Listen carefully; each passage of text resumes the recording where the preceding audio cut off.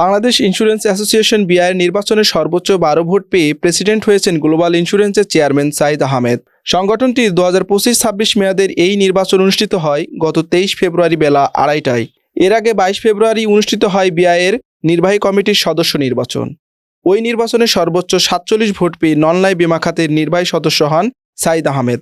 বিমা মালিকদের সংগঠন বিআইয়ের প্রেসিডেন্ট পদে সাইদ আহমেদের প্রতিদ্বন্দ্বী প্রার্থী ছিলেন ক্রিস্টাল ইন্স্যুরেন্সের চেয়ারম্যান আব্দুল্লাহ আল মাহমুদ, যিনি পেয়েছিলেন 7 ভোট। নির্বাহী সদস্য নির্বাচনের ভোট দেওয়ার পর দেশের বিমা খাতের উন্নয়ন নিয়ে গণমাধ্যমের সাথে কথা বলেন সাইদ আহমেদ। তিনি বলেন, আমাদের যে ইন্স্যুরেন্স সেক্টরটা আছে সেই সেক্টরে যে আমাদের যে সমস্যাগুলো আছে সেগুলো আমরা কাজ করবো। প্রত্যেকেই একটা আশা যে যারা আমরা ক্যান্ডিডেট রয়েছে তাদের কাছে এই প্রত্যাশা যে আমাদের যে দুরবস্থা যাচ্ছে, যে আজকে ইন্স্যুরেন্স সেক্টরে যে আমরা যে অবহেলিত এবং এই সেক্টরকে যে আমরা আমাদেরকে মানুষের ঘৃণায় চোখে দেখে এটাকে ওভারকাম করাই আমাদের লক্ষ্য।